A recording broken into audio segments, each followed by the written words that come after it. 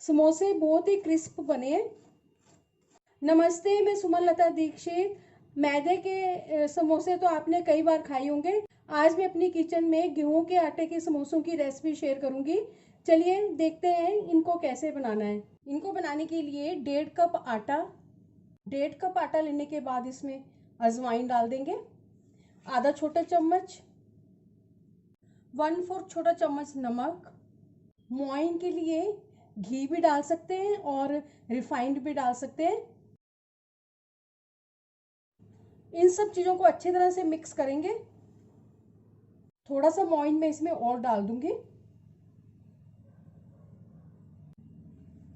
और इसको अच्छी तरह से मिक्स करेंगे। मैंने इसमें मोइन 5 बड़े चम्मच डाला है। आटा इस तरह से बंध जाना चाहिए। अब बिल्कुल थोड़ा थोड़ा पानी डाल के डो बनाएंगे। इसका डो जो है ज़्यादा ढीला नहीं रखना है। इस आटे को थोड़ी देर के लिए ढक के रख देंगे सेट होने के लिए।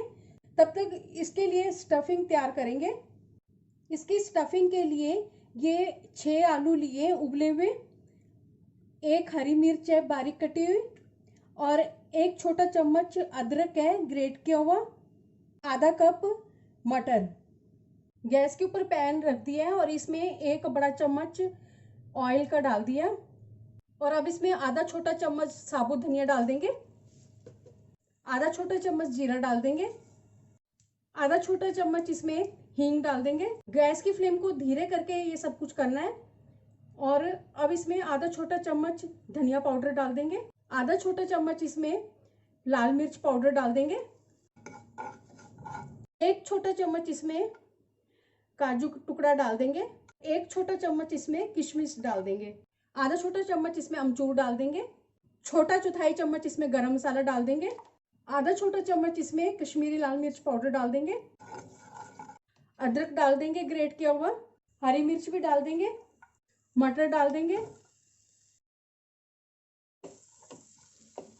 और अब इसमें ये आलू डाल देंगे तोड़ के। फ्रोजन मटर मैंने इसमें डाले हैं। स्टफिंग बनके तैयार है। अब इसको ठंडा कर लेंगे। अब आटे को एक बार फिर पंच मारेंगे और इसके 2 पोर्शन कर लेंगे।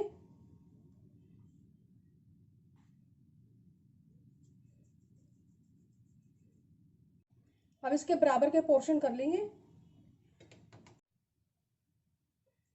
सूखा आटा लगाए बिना इसको इस तरह से रोल करेंगे और अब इसको बेलेंगे और अभी इसका हाफ कर देंगे और इसमें पानी लगा देंगे साइडों में और इधर से भी इस तरह से मोड़ देंगे, इधर से भी हाफ कर लेंगे। इनको अच्छी तरह से दबा देंगे और इस कोन के अंदर अब ये स्टफिंग डाल देंगे। अब अंदर की साइड पानी लगा देंगे। इन दोनों को ऐसे प्रेस कर देंगे मिला के। इसी तरह से सारे बना लेंगे।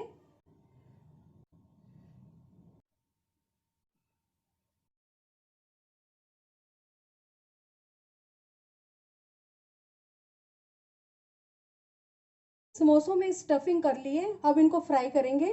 गैस के ऊपर कढ़ाई में तेल डाल दिया है और ये गर्म हो गया है। गर्म होने के बाद गैस की फ्लेम को थोड़ा कम कर देंगे। अब ये समोसे इसमें डाल देंगे। जितने एक बारी में आ जाएंगे उतने डाल देंगे। उलट पलट करके फ्राई कर लेंगे। ये फ्राई हो चुके हैं। अब इनको प्लेट में निकालेंगे।